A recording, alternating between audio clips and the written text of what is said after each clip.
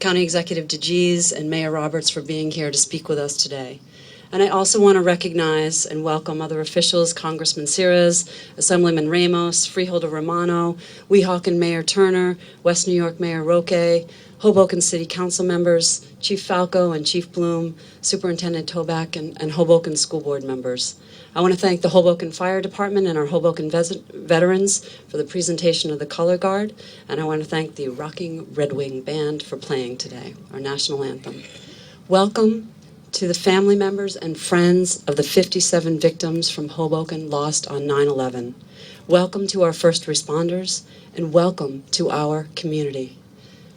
Thank you to the Hoboken clergy for working with the city to plan this annual event. I am thankful to have our community together and hope that today's service will continue the healing process. The events of September 11, 2001 will always be with each of us. Each of us will always remember where we were, what we saw, and our first reaction to the unbelievable tragedy that unfolded before our eyes. I vividly remember watching the first tower collapse from my office on 39th Street in New York City. I remember covering my mouth and crying out. I remember that my mind could not comprehend what my eyes were seeing. In the immediacy of the moment, I remember wanting to be with my family as much as possible. In the months that followed, I remember a yearning, aching desire to find a strong sense of community. After 9/11, my husband Stan and I discovered Hoboken. We discovered an incredibly diverse community with a tremendous resolve.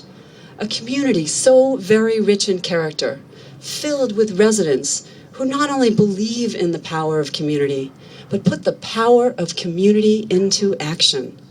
As we reflect on the 10th anniversary of 9/11, let us be strengthened by the acts of giving that demonstrate the resilience of the human spirit and the healing power of community.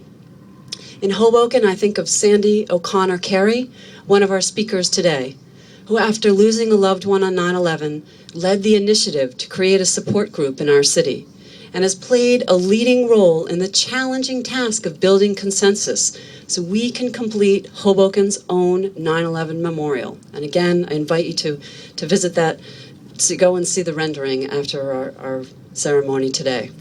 I also think of local Hoboken artist Raymond Smith, whose creativity has given Hoboken an important gift. He created a flag with the handprints of the loved ones of Hoboken's victims. He's here with us today, and I'd like to thank and acknowledge him for allowing us to display his artwork as part of today's events. It's on display right over here. And as I think of the giving spirit of Hoboken, I think of the Hoboken Fire Department. I just recently learned that for the last 10 years, our firefighters have donated $5 each from their paycheck to support Angels for Autism and help families affected by autism. When I think of our community's diversity, I reflect on how since 9/11, the Italian festival includes a boat trip to the World Trade Center site every year, where prayers are said for the victims and their families. I had the honor of participating in this moving event yesterday.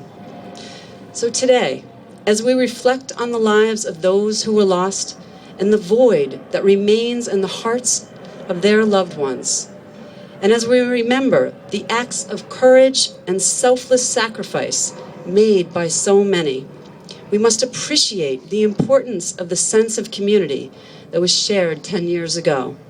This bond lives on today and makes our city and our state and our country stronger than ever. Thank you very much.